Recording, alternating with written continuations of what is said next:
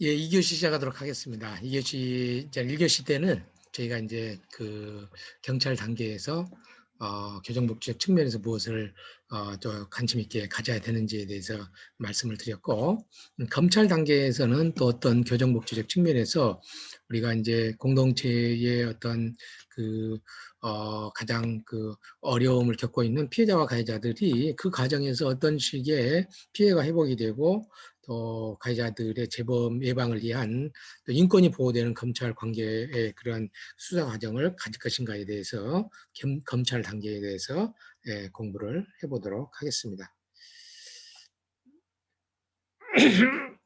죄송합니다.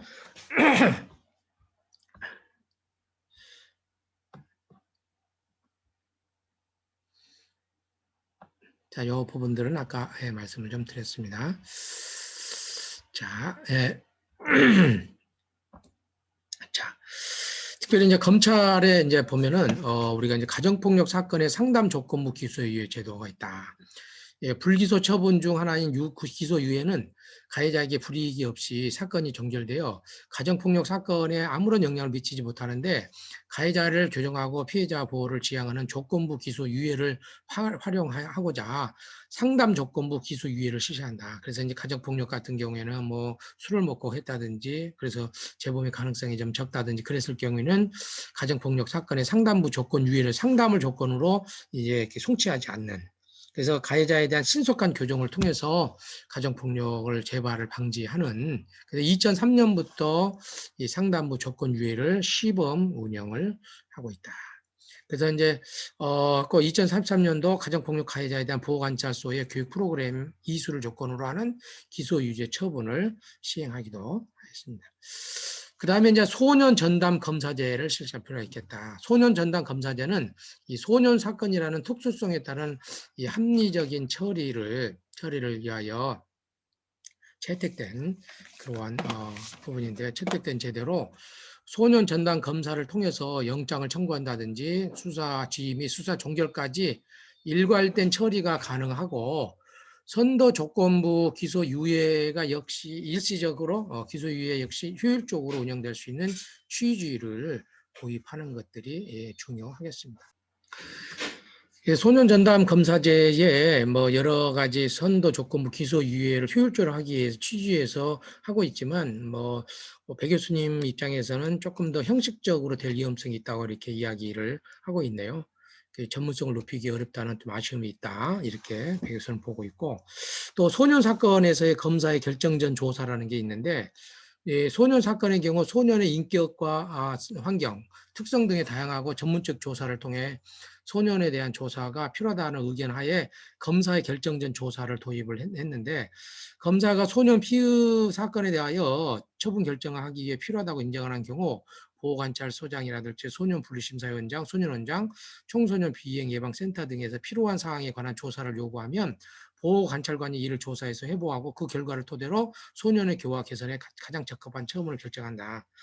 그러니까 이제 소년 사건의 검사의 결정전 조사라는 게 그러니까 실은 검찰에서는 사건에 관련된 것만 조사하는 거거든요. 그래서 사건에 관련된 어떤 행위라든지 그런 것만 하는데 소년 사건에서만 그 이제 예를 들어서 범죄 소년의 가정 환경이라든지 지금까지 살아온 환경이라든지 이런 걸 조사를 해가지고 그 조건을 고려해가지고 형을 때리는 거죠.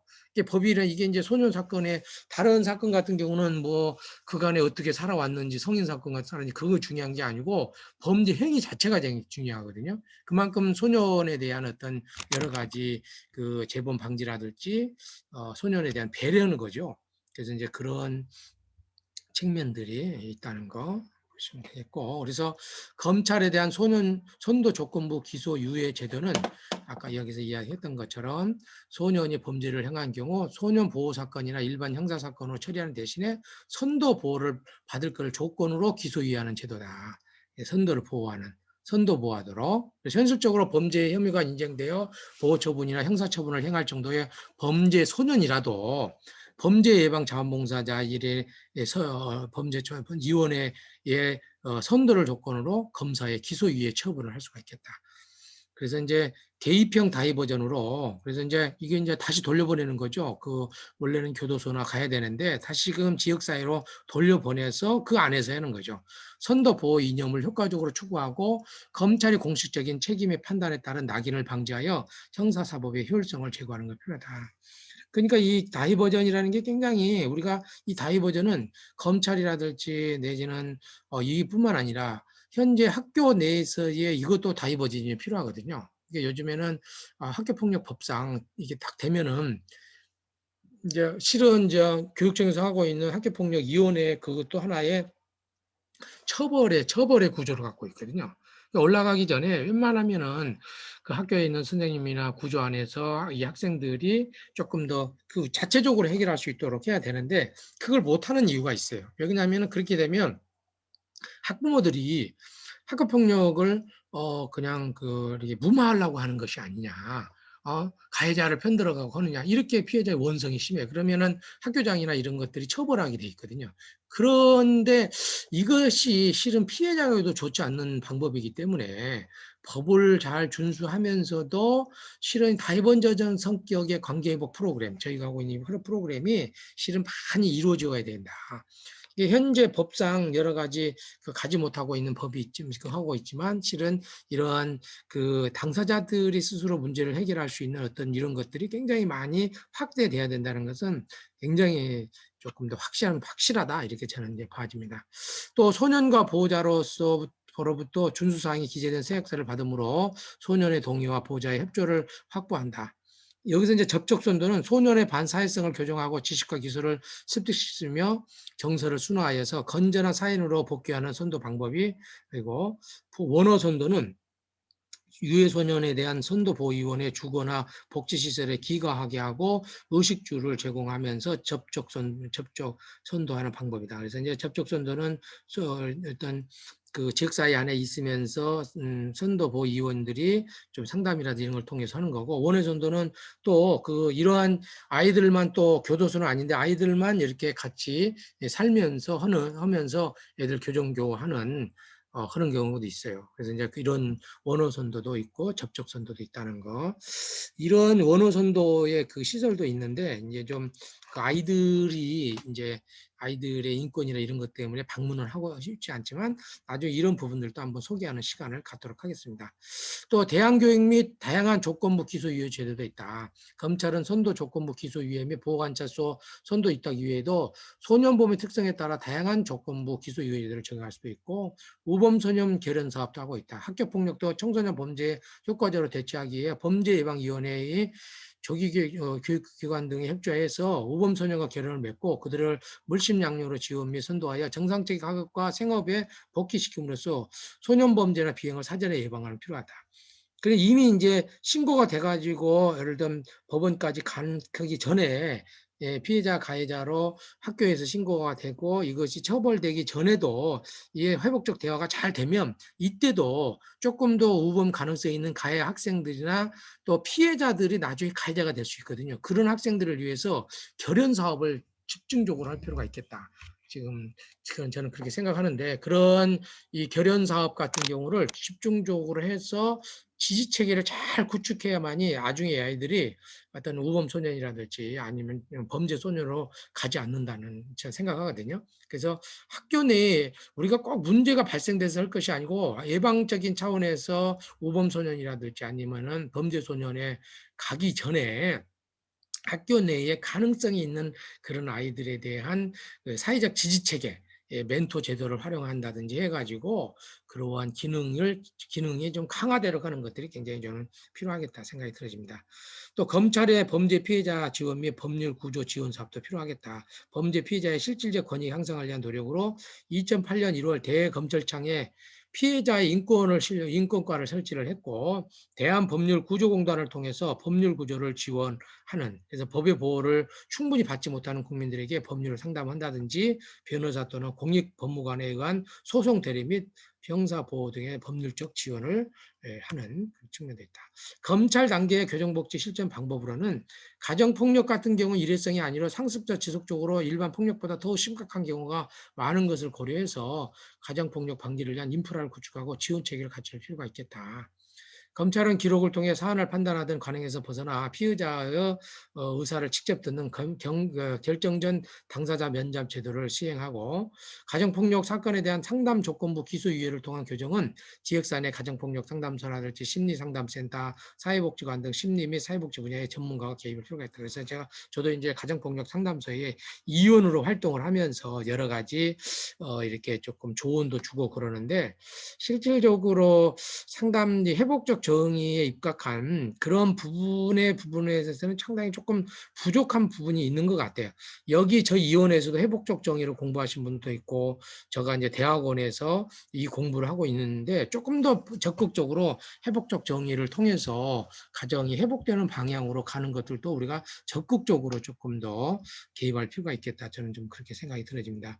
또 소년에 대한 성도 조건부 기소유예와 관련하여 소년 범죄 및 비행에 관심이 있는 사회복지사 같은 경우는 소년 범죄 및 비행에 관한 효과적인 교정 치료를 위해 추가적으로 청소년 상담사, 소년 지도자 등의 전문 자격을 갖추어 전문성을 함양하고 검찰의 범죄 예방 자원봉사 위원 등으로 적극적으로 활동할 필요가 있겠습니다. 저는 이제 지역사회만 했는데 나중에 이제 검찰이라든지 경찰 관계에 이런 활동도 하면서 조금 더 예방적 차원에 치유하면서 그런 관계에 있는 친구들이 다시금 더 이상의 희생자가 나타나잖아. 더 이상의 희생자가 나타나지 않도록 하는 것들이 No more victims 이러한 코사의 철학을 조금 더 가정 우리가 이제 학교폭력이나 경찰 단계에서부터 좀 실천할 필요가 있겠다 생각이 들어집니다. 자, 법원 단계로 가도겠습니다. 법원은 헌법에 따라 원칙으로 모든 법적 분쟁을 심판하는 기관으로 최고의 법원인 대법원과 하급 법원인 6종의 법원이 있죠.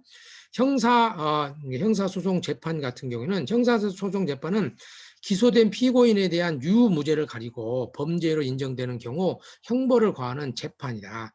합리적인 양형을 위해 피고인의 인격과 사회적 심리적 상황은 물론 피고인에 미치는 형벌의 효과에 대한 조사가 필요하고 조사와 심리에 있어서는 양형 절차를 사실 인정 절차와 분리하고 판결 전 조사 제도를 도입한다. 그것이 필요하고 판결 전 조사 제도는 형사소송 절차에서 유죄가 인정된 피고인에게 적법한 형벌의 종류와 정도를 결정하기 위해 판결을 선고하기 전에 피고인의 인격과 환경의 상황을 과학적으로 조사하여 이를 양형의 기초로 이용하는 제도다. 그래서 이제 우리가 이제 되도록이면 이제 이게 그 소년법에서 많이 했지만 성인 범죄에서도 이러한 부분들이 조금 더 고려될 필요가 있지만 그럼에도 불구하고 그 형사 사건의 내용들 실질적으로 많이 성인 범죄에서는 적용이 되지는 않고 있지만 그래도 이런 부분들 왜냐하면은 판결이라는 것이 죄를 처벌하는 것뿐만 아니라 다시금 재범의 예방에도 있기 때문에 이런 부분들도 우리가 좀 많이 관심을 좀 가져야 되겠다. 그래서 판결전 조사의 필요성에서는 첫 번째로 양형의 합리화로 양형에 있어서 법관의 재량이 반영돼서는 안 되고 과학적이고 합리적인 기준이 필요하다. 양형 기초 자료가 상세하게 수집 및 조사되어 법관에게 객관적 사실 그대로 제공되는 제도적 장치가 필요하고 두 번째는 처우의 개별화로 양형은 피고인에 대한 처우 방법을 선택한 것을 볼 수 있으며 그 처우는 피고인 개인의 개선과 갱생에 가장 적합하도록 개별화 및 다양화되어야 할 필요가 있겠다.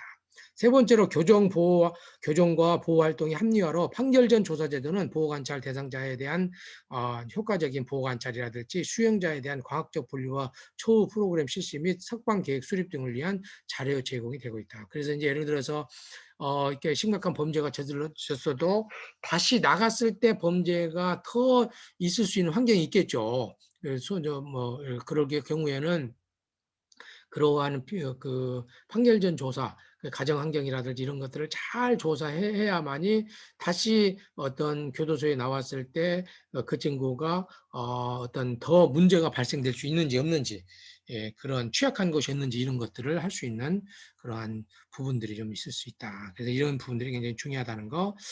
가정보호 제도도 좀 중요한 것 같아요. 가정보호 사건, 가정폭력 범죄 처벌 등의 특별법에 대한 보호 처분 대상이 되는 사건들 이런 것들 2011년 가정폭력 피해자가 수사기관을 거치지 않고 직접 가정법원에 보호조치를 청구할 수 있는 피해자 보호명령제도도 도입됐고 소년보호재판 이것도.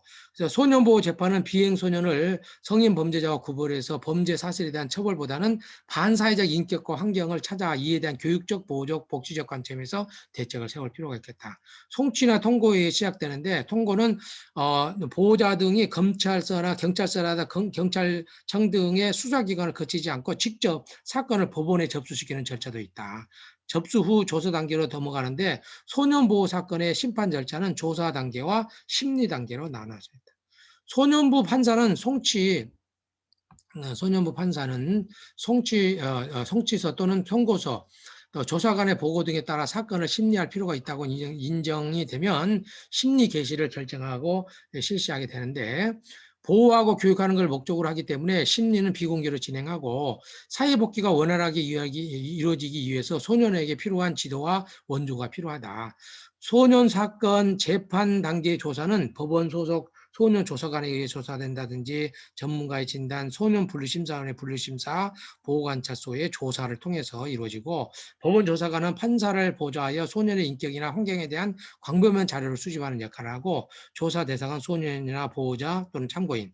소년 분류심사위원은 법원에서 위탁된 소년에 대한 인적 사안, 신체 측면, 심리적 측면, 환경적 측면, 이 특성들을 상담하고, 보호관찰소에서는 소년의 품행이나 경력 또는 가정법원, 환경 등에 대한 조사를 법원에 조사해서 보고하는 측면이 이루어지고 있습니다. 자, 그다음에 이제 우리가 그래서 이제 소년 보호 사건에서 국선 보조인과 위탁 보호 위원이 있는데, 이건 이제 그러니까 그 소년 보호 사건은 그 특성상 소년의 정당한 이익과 보호를 위한 제도를 운영하기도 한다.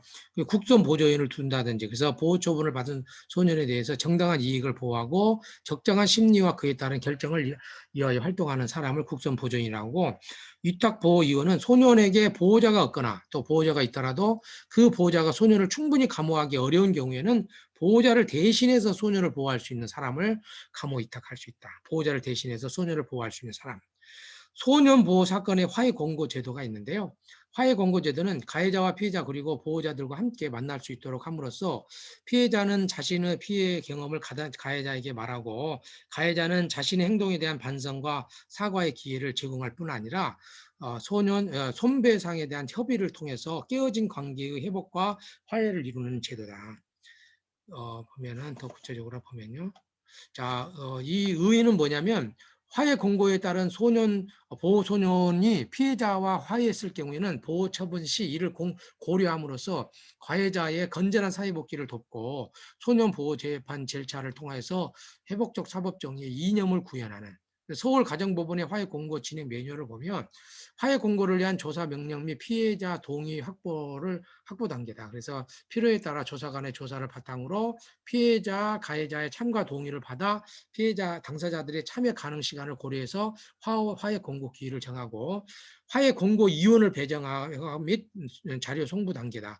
3명의 화해 공고 위원을 선정해서 관련 피해자의 가해자의 인적사항, 범죄 사실 등의 자료를 우편으로 팩스 등으로 적절한 방법으로 송부를 하고 예비 조정 단계를 거친다. 화해 공고 기일 전에 각각 당사자와 보호자를 따로 만나서 사건 관련된 입장과 감정, 해결 방법 등에 대하여 정보를 얻고, 화해 공고 기일을 준수할 수 있도록 예비 조정을 실시를 하고, 화해 공고 기일 단계에서는 가해자와 피해자 및 보호자들이 한자리에 모여서 소개하고 규칙을 정하고 사건 관련 각각의 입장을 나누면서 핵심 쟁점 및 책임 범위를 찾고, 결과 보고 및 사후 관리 단계에서는 화해 공고 기일이 종료된 후 합의 여부와 상관없이 결과 보고서를 작성해서 담당 재판부에 송부하고, 결과를 토대로 가해자에 대한 적절한 처분 의견을 개진한다. 그래서 이런 화해 공고 같은 경우는 옛날에 이제 지금의 우리가 박계원 교수님 전전에 하태선 교수님이라고, 현재는 아시아연합 신학대학으로 갔은 교수님인데, 그 교수님이 화해 공고를 가지고 박사 논문을 쓰셨어요. 그래가지고 이제 화해 공고 내용들을 하는데, 그러니까 지금 학교 폭력에 의해서 피해자 가해자 조정을 하잖아요. 그래서 조정은 이제 학교 폭력 경미한 사건에도 할 수도 있고, 학교 폭력으로 그 학교 폭력 위원회에 가서도 그 안에서도 할 수 있어요. 원하면. 그런데 이렇게 이것이 안 돼서 만약 더 심각한 사건은 경찰 단계에서도 화해 조정을 할 수 있도록 요즘에 이제 많이 문호가 좀 열어져 있고 이것이 또 법원에 가서도 또 권고를 해요. 이렇게. 그래서 많은 부분 또 교도소 내에서도 회복적 정의에 필요한 사법 정의 프로그램들을 하고 있거든요. 그래서 가장 그런데 이제 법원에서 이 박사 논문을 썼던 교수님이 이야기한 내용 중에 하나가 뭐냐면 법원 단계에서 화해 조정을 했을 때는 화해 좋고 좀 좋은 효과가 나타나긴 하는데 깊이 있는 관계 회복까지는 가지 힘든다는 거예요. 경제적인 부분이나 이런 것들을 손배상하는 것은 조금 더운데 그렇기 때문에 이번 교수님이 제시하는 것이 뭐냐면 이런 단계에서부터 초창기 때에 조금 이런 시기 때에 이렇게 하면은 관계 회복에도 도움이 되겠다고 제안하더라고요. 그래서 이제 제가 학교폭력의 피해 학생들을 미리미리 지금 사전 단계 경미한 때부터 하는 이유가 그거거든요. 이렇게 되면 학생들이 조사를 잘해서 경미한 사건 때 이렇게 하게 되면요 관계가 굉장히 좋아져요.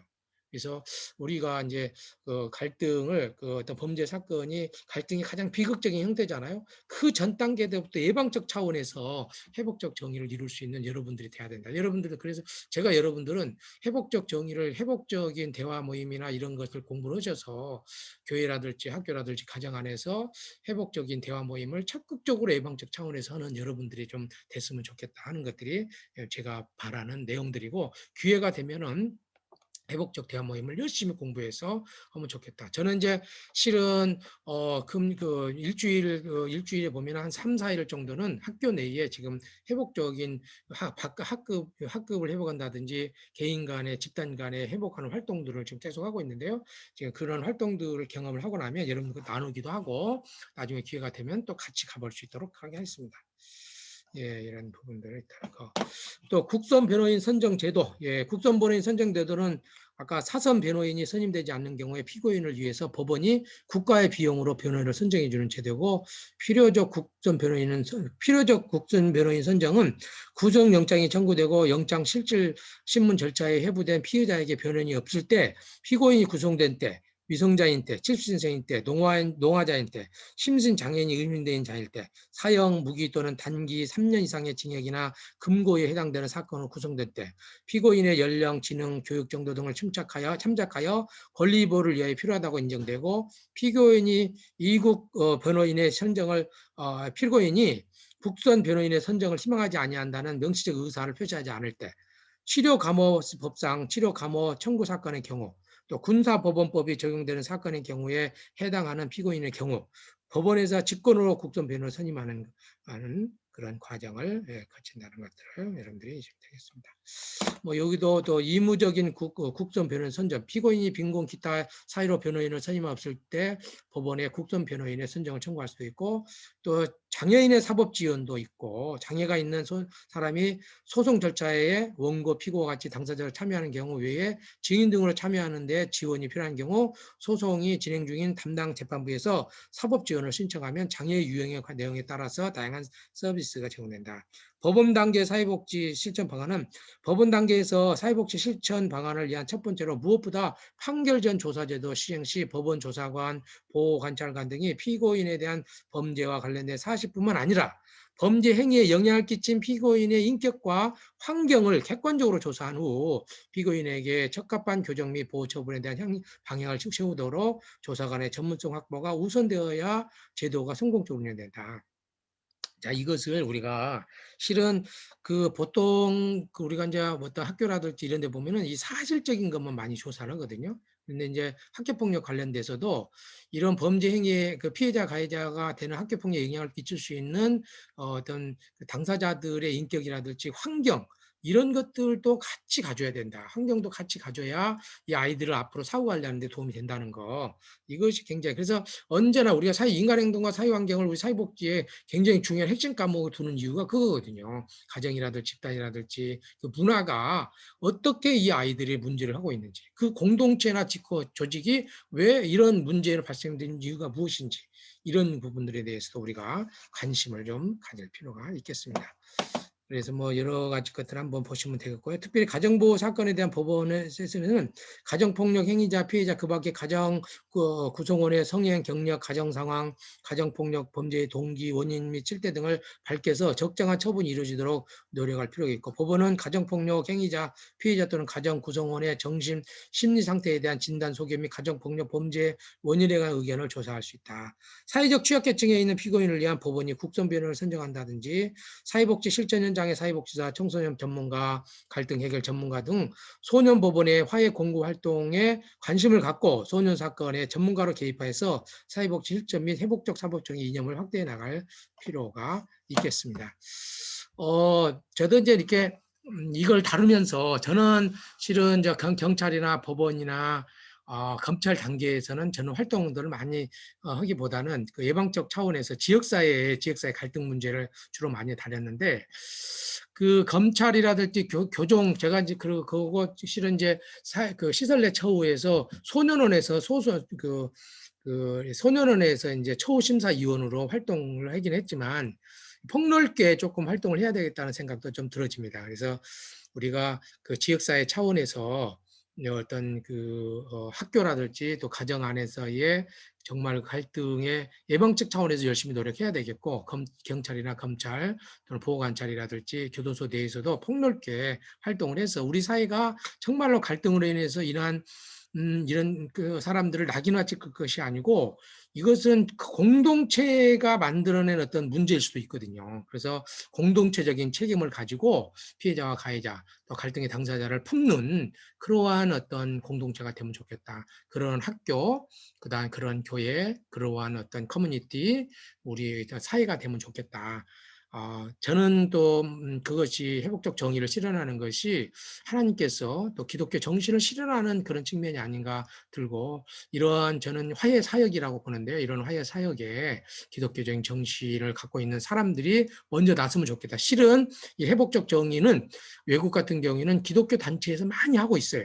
실은 그 정신으로 이거 왔거든요. 그래서 오늘 우리가 이 공부하고 있는 여러분들이 같이 우리가 이 회복적 정의를 실현해 나가는 그러한 화해 사역을 같이 하는 저와 여러분이 같이 됐으면 좋겠다 생각이 들고, 회복적 교회, 회복적인 커뮤니티, 회복적 학교, 이걸 만들어가는 저와 여러분이 되기 위해서 같이 노력하면 좋겠습니다.